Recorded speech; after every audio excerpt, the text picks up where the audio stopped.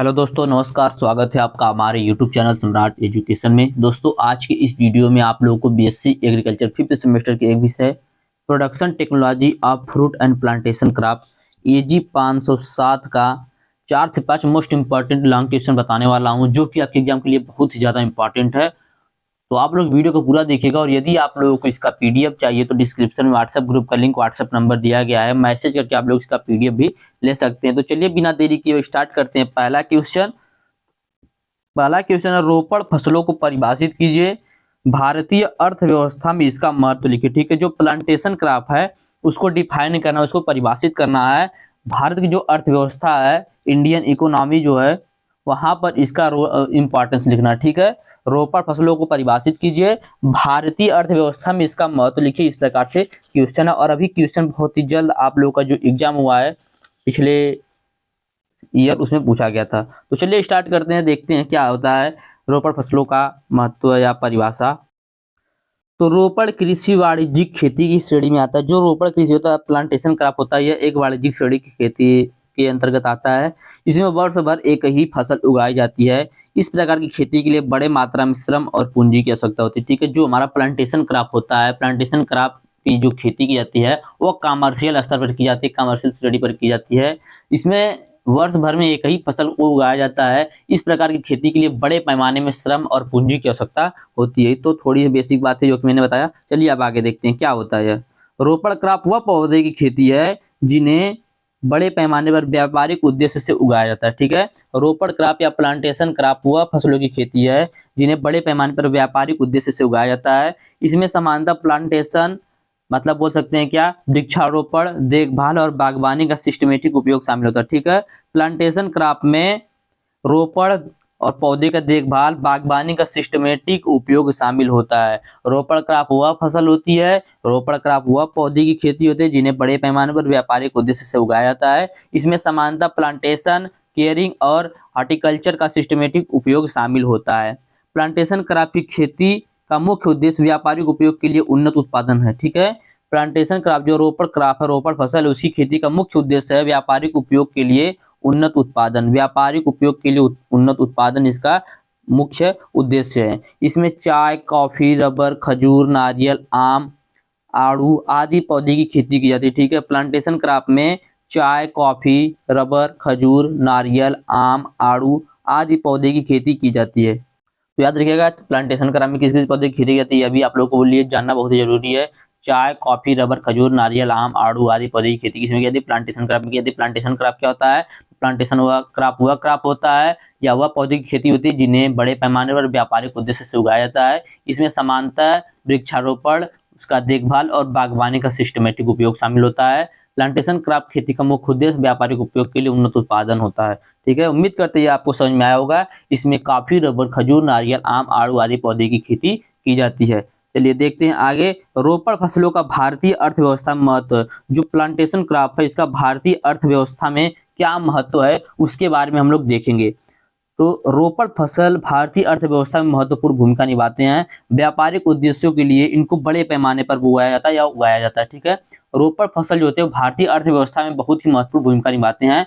व्यापारिक उद्देश्यों के लिए इनको बड़े पैमाने पर बोया जाता है या इनको उगाया जाता है। ठीक है, चलिए देखते हैं। पहला पॉइंट है, यह निर्यात आय के माध्यम से राष्ट्रीय अर्थव्यवस्था में योगदान करते हैं। अब आयात निर्यात क्या होता है या आप लोगों को जरूर पता होना चाहिए। ठीक है, तो यह निर्यात आय के माध्यम से राष्ट्रीय अर्थव्यवस्था में योगदान करते हैं। ये कुल फसलों के क्षेत्र का 2% से भी कम पर कब्जा करता है। ठीक है, ये जो प्लांटेशन क्रॉप होता है, जितनी भी हमारे यहाँ पूरी फसल की खेती होती है उसमें 2% से कम में भी 2% से भी कम क्षेत्र पर यह अपना कब्जा करता है। लेकिन उत्पादन जो लाभ होता है, जो हमारे अर्थव्यवस्था में इससे लाभ होता है, बहुत ही अधिक होता है। ठीक है, मतलब भले थोड़े ही स्थान पर इसकी खेती की जाती है लेकिन इससे लाभ हमें बहुत अधिक होता है।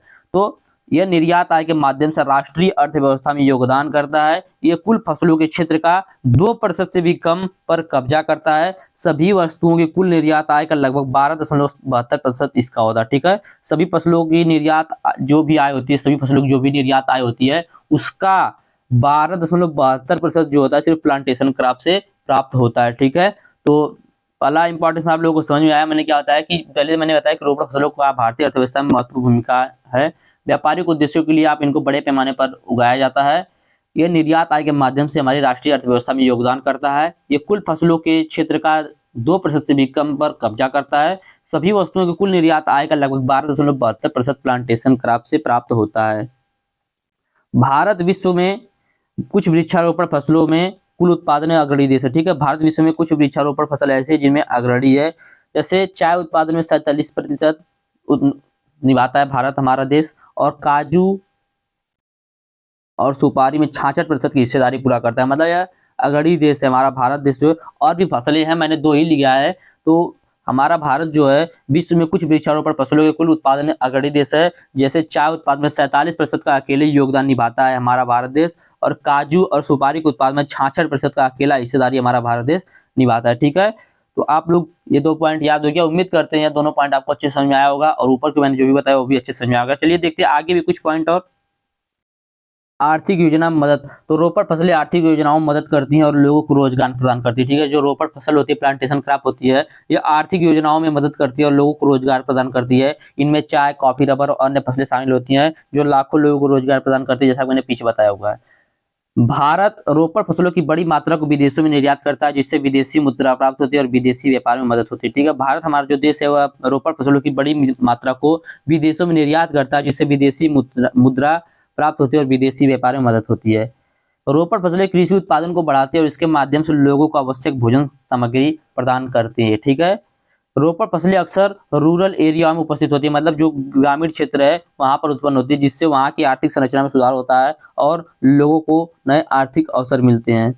जलवायु और भूमि संरक्षण, तो रोपड़ फसलें अक्सर विशेष जलवायु और भूमि की आवश्यकताओं के अनुसार उगाई जाती हैं, जिससे जलवायु संरक्षण और भूमि संरक्षण में मदद होती है। ठीक है, तो उम्मीद करते हैं पहला क्वेश्चन आपको अच्छे से पूरी समझ में आ गया होगा कि रोपड़ फसल क्या होता है, रोपड़ फसलों का भारतीय अर्थव्यवस्था में क्या महत्व है। ठीक है, रोपड़ फसल वह फसल होता है जिन्हें बड़े पैमाने पर व्यापारिक उद्देश्य से उगाया जाता है। इसमें समानता प्लांटेशन, पौधे की देखभाल और बागवानी का सिस्टमेटिक उपयोग शामिल होता है। प्लांटेशन क्रॉप या रोपड़ फसल की खेती का मुख्य उद्देश्य होता है व्यापारिक उपयोग के लिए उन्नत उत्पादन।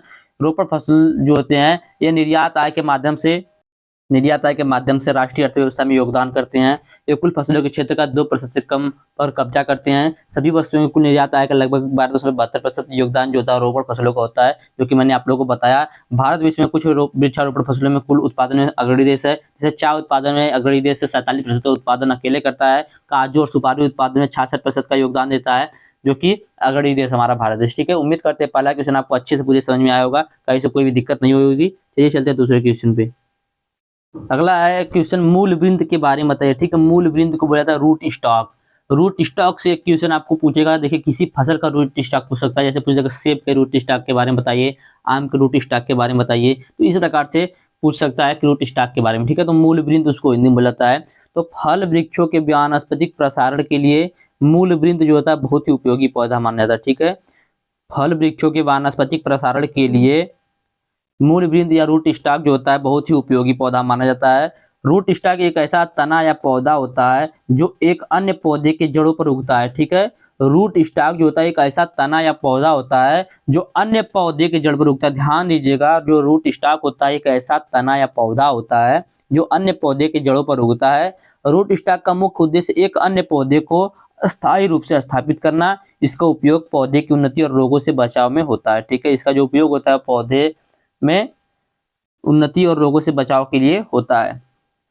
यह एक पौधे के ऊपर का भाग और एक जड़ को मिलाकर एक नए पौधे बनाने की प्रक्रिया होती है। ठीक है, रूट स्टॉक जो होता है एक पौधे के ऊपर का भाग, ऊपर के भाग को बोला जाता है सियान। ठीक है, ऊपर के भाग को क्या बोला जाता है सियान, और एक जड़ जिसको रूट स्टॉक बोला जाता है को मिलाकर एक नए पौधे बनाने की प्रक्रिया होती है। बर्डिंग और ग्राफ्टिंग की जो भी क्रियाएं होती है इसी से संपन्न होती है। क्योंकि आप लोगों ने देखा होगा ग्राफ्टिंग कैसे होता है। मान लीजिए एक पौधा है, पौधे के ऊपर से इसके पत्ते को जो ऊपर वाला शीर्ष वाला भाग उसको काट के हटा देंगे, इसमें कोई दूसरा पौधा लाकर लगा देंगे, तो यह क्या हो जाएगी, यही ग्राफ्टिंग हो जाएगी। इस प्रकार से हम लोग ग्राफ्टिंग करते हैं। तो इसमें आपने क्या देखा कि हमने जो ऊपर से लाकर लगाया उसको बोलेंगे सियान, जो नीचे से एक पौधा उसको बोलेंगे क्या, रूट स्टॉक। तो हमने इसमें दोनों का यूज किया, इसलिए बर्डिंग और ग्राफ्टिंग की क्रिया में इन सभी का प्रयोग किया था, इन सभी का संपन्न उपयोग किया जाता है। ठीक है, तो यह एक पौधे के ऊपर का भाग और एक जड़ को मिलाकर एक नए पौधे बनाने की प्रक्रिया होती है। बर्डिंग और ग्राफ्टिंग क्रियाएं इसी पर संपन्न की जाती हैं। अगला है मूल वृंत में निम्न गुण होने चाहिए। जो भी मूल वृंत है, जो भी रूट स्टॉक, उसमें निम्न प्रकार के गुण होने चाहिए। जैसे मूल वृंत विभिन्न प्रकार की मिट्टी तथा जलवायु में अच्छी सफलता देने वाला होना चाहिए। ठीक है, जो मूल वृंत जो रूट स्टॉक हो विभिन्न प्रकार की मिट्टी में और विभिन्न प्रकार की जलवायु में अच्छी तरीके से उगने वाला होना चाहिए, अच्छी सफलता देने वाला होना चाहिए।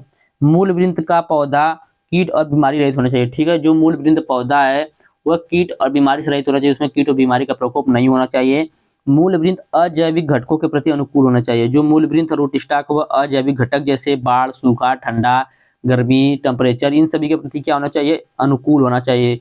ऐसा नहीं कि थोड़ा सा टेम्परेचर बढ़ा और हमारा जो रूट स्टॉक है वह सूख गया, तो ऐसा नहीं होना चाहिए। मूल वृंत जो है अजैविक घटकों के प्रति अनुकूल होना चाहिए। मूल वृंत नए पौधे को अच्छा आकार प्रदान करने वाला होना चाहिए। मूल वृंत जो रूट स्टॉक नए पौधे को अच्छा आकार प्रदान करने वाला होना चाहिए। तो यह था मूल वृंत का गुण। ठीक है, मूल वृंत विभिन्न प्रकार की मिट्टी तथा जलवायु में अच्छी सफलता देने वाला होना चाहिए। मूल वृंत का पौधा कीट और बीमारी रहित होना चाहिए। मूल वृंत अजैविक घटकों के प्रति अनुकूल होना चाहिए। मूल वृंत नए पौधे को अच्छा आकार प्रदान करने वाला होना चाहिए। उम्मीद करते हैं दूसरा क्वेश्चन भी आपको अच्छे समझ में आ गया होगा। रूट स्टॉक क्या होता है, मैंने आप लोग बता ही दिया कि रूट स्टॉक एक ऐसा तना या पौधा होता है जो एक अन्य पौधे के जड़ों पर उगता है। ठीक है, रूट स्टॉक एक ऐसा तना या पौधा होता है जो एक अन्य पौधे के जड़ों पर उगता है।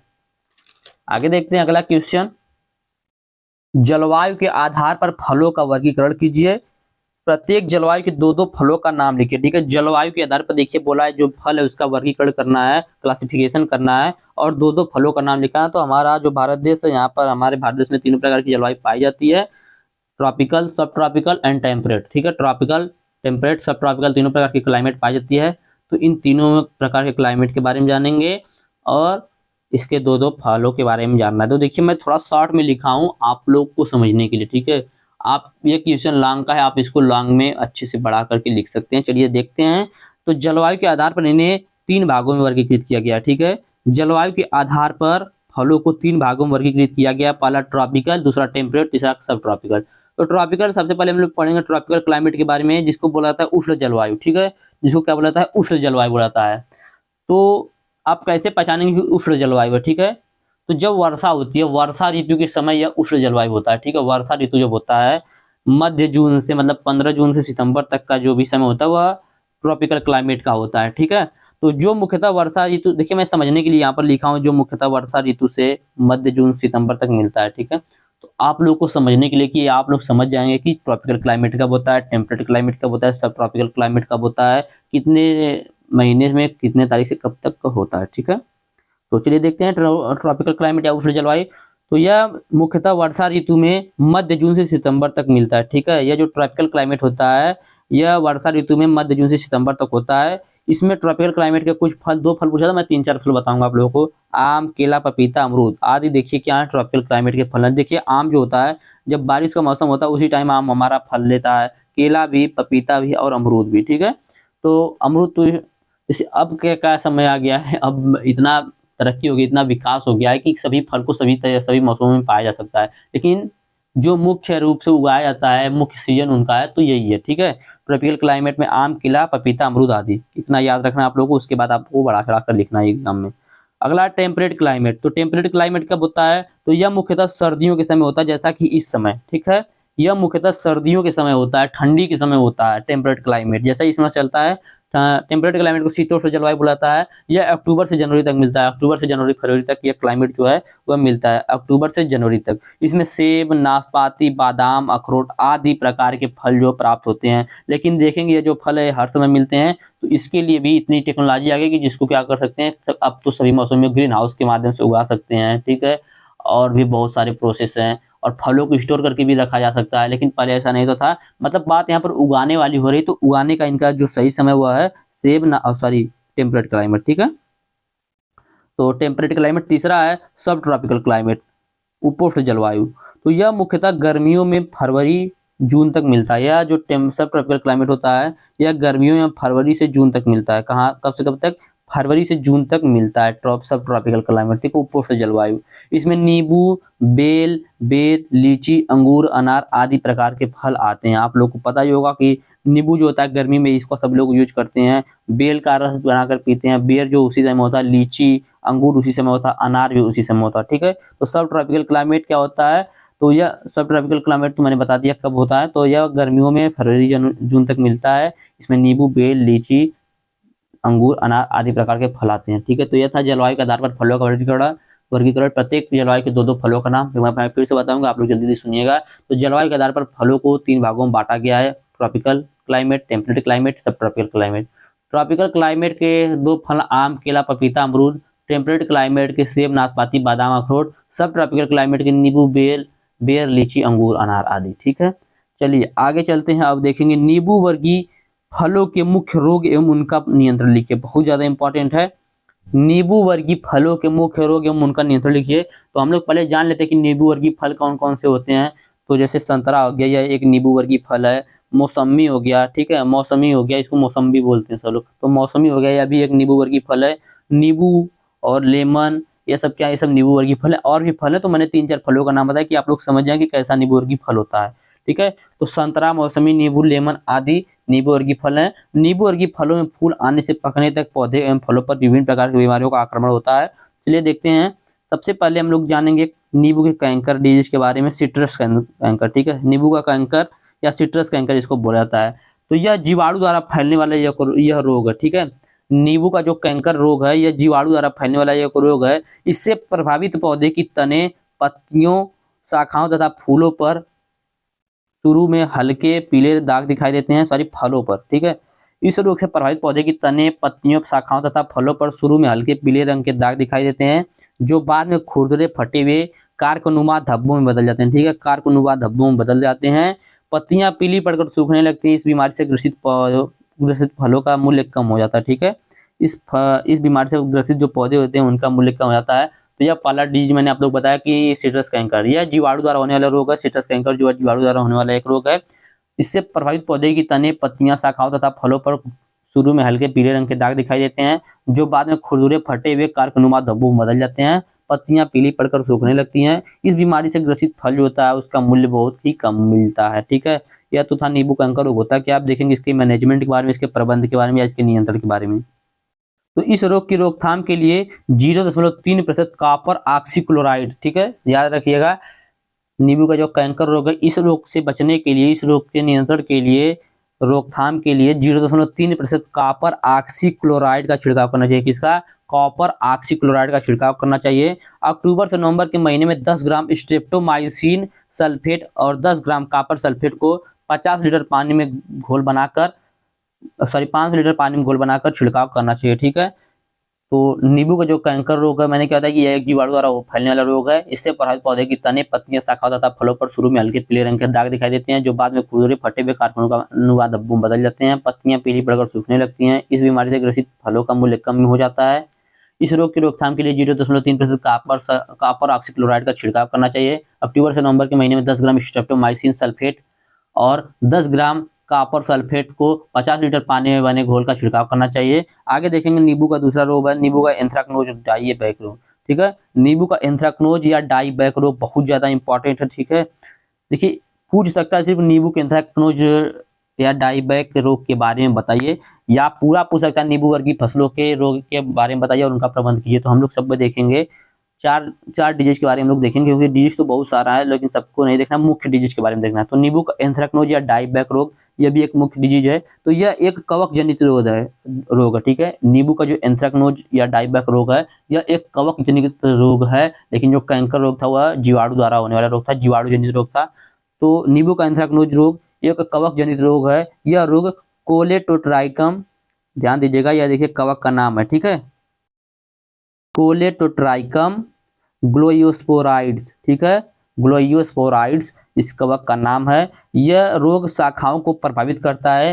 रोगी शाखाएं शीर्ष से लेकर नीचे तक सूखने लगती हैं। ठीक है, डाइबैकमोथ इसको इसलिए बोला जाता है क्योंकि ये नीचे से ऊपर नहीं सूखता है, यह ऊपर से नीचे की तरफ सूखता हुआ आता है। ठीक है, तो इसलिए इसको डाइबैक रोग भी बोला जाता है। ठीक है, तो यह जो नींबू का रोग है एंथ्रेक्नोज रोग, यह एक कवक जनित रोग है। यह रोग कोलेटोट्राइकम ग्लोयोस्पोराइड्स नामक कवक द्वारा होता है। यह रोग शाखाओं को प्रभावित करता है। रोगी शाखाएं शीर्ष से लेकर नीचे तक सूखने लगती हैं।